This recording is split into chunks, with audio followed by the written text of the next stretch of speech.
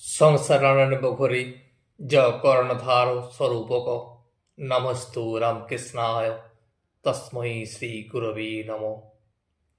ঠাকুর, মা ও স্বামীজির চরণে শতকোটি প্রণাম জানিয়ে আজকের পাঠ শুরু করব। ঠাকুর অহেতুক কৃপা সিন্ধু। ফলহারিণী কালী পুজোতে সমস্ত ভক্তগণ ঠাকুরের কাছে আসিয়াছেন এবং তাদের নিয়ে ঠাকুর আনন্দ করছেন এবং ঠাকুরের আগের অবস্থা তাদেরকে ঠাকুর শোনাচ্ছেন। এই কথা বলিতে বলিতে ঠাকুর একজন মেয়ে কীর্তনিয়ার ঢং দেখাতে লাগিলেন। সেই দেখে সমস্ত ভক্তগণ খুব হাসিতে লাগিলেন। তারপর আহার হইল এবং আহারের পর ঠাকুর একটু বিশ্রাম করিতেছেন। নিদ্রা তত গাঢ় নয়, তন্দ্রার ন্যায়। শ্রীযুক্ত মণিলাল মল্লিক আসিয়া ঠাকুরকে প্রণাম করিলেন। তিনি পুরাতন ব্রহ্মজ্ঞানী। ঠাকুরকে প্রণাম করিয়া তিনি আসন গ্রহণ করিলেন। ঠাকুর কিন্তু তখনও শুইয়া আছেন। মণিলাল একটি আধটি কথাও কইতে যান এবং ঠাকুরও অর্ধনিদ্রা অর্ধজাগরিত অবস্থায় একটি আধটি উত্তর দিতেছেন। মণিলাল বলিলেন, শিবনাথ নিত্যগোপালকে সুখ্যাতি করেন, বলেন বেশ অবস্থা। ঠাকুর তখনও শুইয়া, চক্ষে যেন নিদ্রা আছে। তিনি জিজ্ঞাসা করিতেছেন, আচ্ছা হাজরাকে ওরা কি বলে? এবার ঠাকুর উঠিয়া বসিলেন। মণিলালকে ভবনাথের ভক্তির কথা বলিতেছেন। ঠাকুর বলিলেন, আহা তার কি ভাব! গান না করতে করতেই চোখে জল আসে। হরিশকে দেখে একেবারে ভাব, বলে এরা বেশ আছে। হরিশ বাড়ি ছেড়ে এখানে মাঝে মাঝে থাকে কিনা? আবার মাস্টারকে জিজ্ঞাসা করিতেছেন, আচ্ছা ভক্তির কারণ কি? ভবনাথ এসব ছোকরার কোনো উদ্দীপন হয়? মাস্টার এই কথা শুনিয়া চুপ করিয়া আছেন। ঠাকুর আবার নিজেই বলিলেন, কি জানো, মানুষ সব দেখতে একরকম, কিন্তু কারুর ভিতর ক্ষীরের পোর, যেমন ওই পুলির ভিতর থাকে গো, কলাইয়ের ডালের পোরও থাকতে পারে, আবার ক্ষীরের পোরও থাকতে পারে, কিন্তু দেখতে একরকম। ঈশ্বর জানবার ইচ্ছা, তার উপর প্রেম ভক্তি, এরই নাম হলো ক্ষীরের পোর। এইবার ঠাকুর ভক্তদের অভয় দিতেছেন। ঠাকুর মাস্টারকে বলিতেছেন, কেউ কেউ মনে করে আমার বুঝি জ্ঞান ভক্তি হবে না, কারণ আমি তো বদ্ধ জীব, তা আমি ঈশ্বরকে ডাকবো কেমন ভাবে? তাহলে ঈশ্বরকে যদি ডাকতে না পারি, তাহলে আমার মধ্যে জ্ঞান ভক্তি হবে কি করে? গুরুর কৃপা হলে কিছুই ভয় থাকে না। একটা ছাগলের পালে বাঘ পড়েছিল, লাফ দিতে গিয়ে বাঘের প্রসব হয়ে ছানা হয়ে গেল এবং ছানা হওয়ার পরই বাঘটি মরে গেল। ছানাটি ছাগলের সঙ্গে মানুষ হতে লাগলো। তারাও ঘাস খায় আর বাঘের ছানাও ঘাস খায়। তারাও ভ্যাভ্যা করে, তো বাঘের ছানাও ভ্যাভ্যা করে। ক্রমে ছানাটি খুব বড় হলো। আবার একদিন ওই ছাগলের পালে আবার একটা বাঘ এসে পড়ল। তো বাঘটা তখন আরেকটা ওই ঘাস খেকো বাঘটাকে দেখে অবাক হয়ে গেল। তখন সে করলে কি, তাকে ধরে দৌড় দিল। এদিকে ঘাস খেকো বাঘটা তো ভ্যা ভ্যা করতে করতে চলল তার সঙ্গে। তাকে টেনে হিঁচড়ে একবারে জলের কাছে নিয়ে গেল। যে বললে, দেখ জলের ভেতর তোর মুখ দেখ, দেখতে ঠিক আমার মতো, আর এই নে খানিকটা মাংস, এইটা খা। এই বলে তাকে জোর করে খাওয়াতে লাগলো। সে কোনো মতে ছাড়বে না, খাবে না, আর বাঘ তো কোনো মতেই ছাড়বে না। ঘাস খেকো বাঘ কেবল ভ্যা ভ্যা করছিল। তারপর রক্তের আস্বাদ পেয়ে সে খেতে আরম্ভ করল। নতুন বাঘটা বললে, এখন বুঝেছিস, আমিও যা আর তুইও তা। এখন আয়, আমার সঙ্গে বনে চলে আয়। তাই গুরুর কৃপা হলে আর কোনো ভয় নাই। তিনি জানিয়ে দেবেন তুমি কে বা তোমার স্বরূপ কি। একটু সাধন করলেই গুরু বুঝিয়ে দেন এই। তখন সে নিজেই বুঝতে পারবে কোনটা সৎ আর কোনটা অসৎ। একমাত্র ঈশ্বরই সত্য। এ সংসার হলো অনিত্য। জীবনমুক্ত হয়ে সংসারে থাকতে পারে। কপট সাধনাও ভালো। এক জেলে রাত্রে এক বাগানে জাল ফেলে মাছ চুরি করছিল। তা হঠাৎ গৃহস্থ জানতে পেরে তাকে লোকজন দিয়ে ঘিরে ফেললে। তখন মশাল টশাল নিয়ে চোরকে খুঁজতে এলো। এদিকে জেলেটা তখন কি করলো না, খানিকটা ছাই মেখে একটা গাছতলায় সাধু হয়ে বসে আছে। ওরা অনেক খোঁজাখুঁজি করল, দেখে জেলে টেলে কেউ নেই, কেবল গাছতলায় একটা সাধু ভস্মমাখা ধ্যানস্থ। পরদিন পাড়ায় খবর রটে গেল যে একজন ভারী সাধু ওদের বাগানে এসেছে। তখন যত লোক ফল ফুল সন্দেশ মিষ্টান্ন দিয়ে সাধুকে প্রণাম করতে এলো। অনেক টাকা পয়সাও সাধুর সামনে পড়তে লাগলো। তখন জেলেটা মনে মনে ভাবল, কি আশ্চর্য, আমি সত্যকার সাধু নই, তবু আমার উপর লোকের এত ভক্তি। তবে যদি সত্যকার সাধু হলে নিশ্চয়ই আমি ভগবানকে পাব, তাতে আমার কোনো সন্দেহ নাই। কপট সাধনাতেই তার এতদূর চৈতন্য হলো। আর সত্যই যদি সাধন হলে তো কথাই নাই।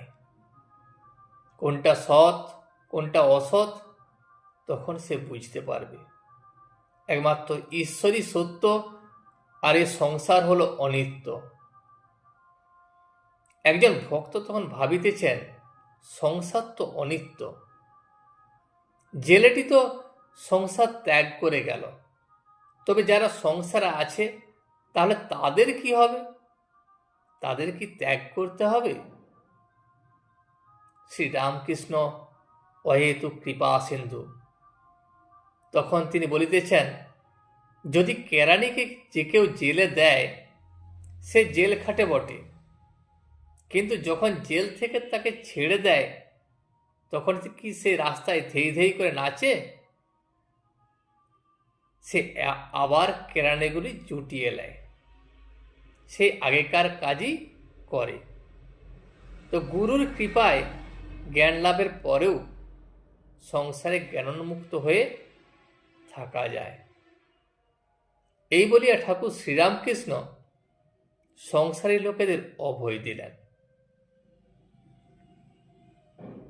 মণিলাল ঠাকুরকে বলিলেন, আহ্নিক করবার সময় তাকে কোনখানে ধ্যান করব? ঠাকুর তখন বলিলেন, হৃদয় তো বেশ ডঙ্কা মারা জায়গা, ধ্যান করলে সেইখানে ধ্যান করো। মণিলাল ছিল ব্রহ্মজ্ঞানী, নিরাকারবাদী। ঠাকুর তাহাকে লক্ষ্য করিয়া বলিতেছেন, কবির বলতো, সাকার আমার মা আর নিরাকার আমার বাপ, কাকো নিন্দ কাকো বন্ধ, দোনো পাল্লা ভারী। হলধারী দিনে সাকারে আর রাতে নিরাকারে থাকত। তা যেভাবে আশ্রয় করো ঠিক ঠিক বিশ্বাস হলেই হলো। সাকারেতেই বিশ্বাস করো আর নিরাকারেই বিশ্বাস করো, কিন্তু বিশ্বাসটি ঠিক ঠিক হওয়া চাই। শম্ভু মল্লিক বাগবাজার থেকে হেঁটে নিজের বাগানে আসতো। তো কেউ কেউ বলতো, অত রাস্তা কেন গাড়ি করে আসতে পারো না, কখন কি বিপদ হতে পারে। তখন শম্ভু মল্লিক মুখ লাল করে বলে উঠেছিল, কি তার নাম করে বেরিয়েছি, আবার বিপদ? বিশ্বাসেতেই সব হয়। আমি বলতাম, অমুককে যদি দেখি তবে বলি সত্য, অমুক খাজাঞ্চি যদি আমার কথার সঙ্গে কথা কয়, তা যেটা মনে করতাম সেটাই মিলে যেত। মাস্টার ইংরেজি ন্যায়শাস্ত্র পড়িয়াছিলেন। সকালবেলা স্বপন মিলিয়া যায়, এটি কুসংস্কার হইতে উৎপন্ন, এই কথা তিনি পড়িয়াছিলেন। তাই তিনি জিজ্ঞাসা করিতেছেন, আচ্ছা, কোনো কোনো ঘটনা মেলে নাই, এমন কি হয়েছে? ঠাকুর তখন বললেন, না, সে সময় সব মিলত। সে সময় তার নাম করে যা বিশ্বাস করতুম তাই মিলে যেত। তিনি মণিলালকে বললেন, তবে কি জানো, সরল উদার না হলে এ বিশ্বাস হয় না। হাড় পেকে, কোঠো চোখ টেরা, এরকম অনেক লক্ষণ আছে, তাদের বিশ্বাস সহজে হয় না। দক্ষিণে কলা গাছ, উত্তরে পুঁই, একলা কালো বিড়াল, কি করব মুই।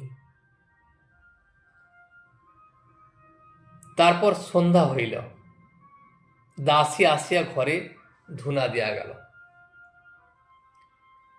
মণিলাল ও অন্যান্য ভক্তগণ চলিয়া যাবার পর দু একজন ভক্ত এখনো বসিয়া আছেন। ঘর নিস্তব্ধ, ঘরে ধুনার গন্ধ। ঠাকুর তার ছোট্ট খাটটিতে উপবিষ্ট, তিনি মার চিন্তা করিতেছেন। মাস্টার তখনও মেঝেতে বসিয়া আছেন, রাখালও আছেন। কিছুক্ষণ পর বাবুদের দাসী ভগবতী সে আসিয়া দূর হইতে প্রণাম করিল। ঠাকুর তাহাকে বসিতে বলিলেন। ভগবতী খুব পুরাতন দাসী, অনেক বৎসর বাবুদের বাড়িতে আছে।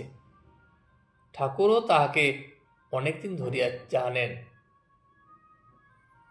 প্রথম বয়সে স্বভাব ভালো ছিল না, কিন্তু ঠাকুর দয়া সাগর, পতিত পাবন, তাহার সহিত অনেক পুরানো কথা কইতেছেন। ঠাকুর বললেন, এখন তো বয়স হয়েছে, টাকা যা রোজগার করলি তা সাধু বৈষ্ণবদের খাওয়াচ্ছিস তো? ভগবতী তখন ঈষৎ হাসিয়া বলিলেন, তার কি বলবো। ঠাকুর আবার বললেন, কাশী বৃন্দাবন এসব হয়েছে? ভগবতী তখন ঈষৎ সংকুচিত হইয়া বলিলেন, তার কি করে বলবো, একটা ঘাট বাঁধিয়ে দিয়েছি, তাতে পাথরে আমার নাম লেখা আছে। ঠাকুর বললেন, বলিস কি রে? ভগবতী তখন বললেন, হ্যাঁ, নাম লেখা আছে তাতে, শ্রীমতী ভগবতী দাসী। ঠাকুর ঈষৎ হাসিলেন, বলিলেন, বেশ বেশ। এমন সময় ভগবতী সাহস পাইয়া ঠাকুরকে পায়ে হাত দিয়া প্রণাম করিল। বৃশ্চিক দর্শন করিলে যেমন হয়, ঠিক তেমনি লোক চমকাইয়া উঠে ও অস্থির হইয়া দাঁড়াইয়া পড়ে। ঠাকুর সেইরূপ অস্থির হইয়া গোবিন্দ গোবিন্দ এই নাম উচ্চারণ করিতে করিতে দাঁড়াইয়া পড়িলেন। ঘরের কোণে গঙ্গা জলের একটি জ্বালা ছিল, এখনো আছে। তিনি হাঁপাইতে হাঁপাইতে যেন ত্রস্ত হইয়া সেই জ্বালার কাছে গেলেন। পায়ে যেখানে দাসী স্পর্শ করিয়াছিল, গঙ্গাজল লইয়া সে স্থান ধুইতে লাগিলেন। দুই একটি ভক্ত যাহারা ঘরে ছিলেন, তাহারা অবাক ও স্তব্ধ হইয়া এক দৃষ্টে এই ব্যাপার দেখিতেছেন। দাসী জীবনমিতা হইয়া বসিয়া আছে। দয়া সিন্ধু পতিত পাবন ঠাকুর শ্রীরামকৃষ্ণ দাসীকে সম্বোধন করিয়া করুণামখা স্বরে বলিতেছেন, তোরা অমনি প্রণাম করবি। এই বলিয়া আবার আসন গ্রহণ করিয়া দাসীকে ভুলাইবার চেষ্টা করিতেছেন। তিনি বলিলেন, একটু গান শোন। তাহাকে গান শুনাইতেছেন। মচল আমার মন ভ্রমরা, শ্যামাপদ নীল কমলে, শ্যামাপদ নীল কমলে, কালীপদ নীল কমলে। যত বিষয় মধু তুচ্ছ হল, কামাদি কুসুম সকলে। চরণ কালো, ভ্রমর কালো, কালোই কালো মিশে গেল। তাই পঞ্চতত্ত্ব প্রধান মত্ত, রঙ্গ দেখে ভঙ্গ দিলে। কমলাকান্তের মনে আশাপূর্ণ এতদিনে, সুখ দুঃখ সমান হলো, আনন্দ সাগর উথলে। ঠাকুরতে বলতে চেয়েছেন, সংসারের বিষয় বাসনা তুচ্ছ করে মন ভ্রমর শ্যামাপদ নীলকমলে মগ্ন হয়েছে। চরণ কালো, ভ্রমর কালো, তাই কালিতে কালো মিশে একাকার হয়ে গেছে। পঞ্চতত্ত্ব প্রধান মত্ত, রঙ্গ দেখে ভঙ্গ দিলে। এই লাইনগুলো আধ্যাত্মিক ভাবের ইঙ্গিত দেয়। অবশেষে সাধক বলেছেন, কমলাকান্তের মনের আশা পূর্ণ হলো এবং সুখ দুঃখের ঊর্ধ্বে উঠে আনন্দ সাগরে উতলে উঠেছে। তারপর শ্যামাপদ আকাশেতে মন ঘুড়িখানা উড়তেছিল, কলুষের কুবাতাস পেয়ে গোপ্তা খেয়ে পড়ে গেল। মায়া কান্না হলো ভারী, আর আমি উঠাতে নারী। দ্বারা সুত কলের দড়ি, ফাঁস লেগেছে ফেঁসে গেল। জ্ঞান মুন্ড গেছে ছিঁড়ে, উঠিয়ে দিলে অমনি পড়ে। মাথা নাই সে আর কি উড়ে, সঙ্গের ছজন জয়ী হল। ভক্তি ডোরে ছিল বাঁধা, খেলতে এসে লাগলো ধাঁধা। নরেশ চন্দ্রের হাসা কাঁদা, না আসা এক ছিল ভালো। মনের ঘুড়িটি শ্যামাপদ বা ঈশ্বর প্রেমের আকাশে উড়ছিল, কিন্তু পাপ বা কলুষের বাতাসে সেটি হোঁচট খেয়ে নিচে পড়ে গেছে। মায়া কান্না বা সংসার মায়ায় ভারী হয়ে ধরায় যার তোলা যাচ্ছে না। স্ত্রী সন্তান রূপ কলের দড়ি বা মায়ার ফাঁসে মনটি ফেঁসে গেছে। তার জ্ঞান মুন্ড বা বিবেকের মাথা ছিঁড়ে গেছে, তাই ঘুড়িটি আর উড়তে পারছে না, কারণ তার মাথা বা দিশা নেই। ভক্ত ঈশ্বর লাভের মাঝে মায়ার ছলনায় মনটি ধাঁধায় বা বিভ্রান্তিতে পড়ে গেছে। আপনাতে আপনি থেকো মন, যেও না কো কারো করে। যা চাবি তাই বসে পাবি, খোঁজ নিজ অন্তপুরে। পরম ধনে পরশমণি, যা চাবি তাই দিতে পারে, কত মণি পড়ে আছে আমার চিন্তামণির নাচ দুয়ারে। মনকে সংসারের অনিত্য বিষয়ের পিছনে না দৌড়িয়ে নিজের আত্মাতে স্থির থাকতে বলা হয়েছে। ঈশ্বর বা পরম সত্যকে বাইরে না খুঁজে নিজের ভেতরের সত্তায় খোঁজ করতে বলা হয়েছে, সেখানে সব পাওয়া যায়। এই রূপকগুলো দ্বারা ঈশ্বর বা আত্মজ্ঞানকে বোঝানো হয়েছে, যা মানুষের মনের সকল কামনা বাসনা বা অভাব পূর্ণ করতে পারে। আজ এই পর্যন্তই। ভিডিওটি শেষ পর্যন্ত দেখার জন্য আপনাকে অসংখ্য ধন্যবাদ। ভিডিওটি যদি আপনার ভালো লেগে থাকে তাহলে একটা লাইক, কমেন্ট এবং বন্ধুর সাথে শেয়ার করে দেবেন। সাবস্ক্রাইব করে পাশে থাকা বেল আইকনটি বাজিয়ে দেবেন, যাতে আপনাদের নতুন ভিডিওগুলি সর্বপ্রথম আপনার কাছে পৌঁছে যায়। জয় শ্রী রামকৃষ্ণ, জয় শ্রী রামকৃষ্ণ, জয় শ্রী রামকৃষ্ণ।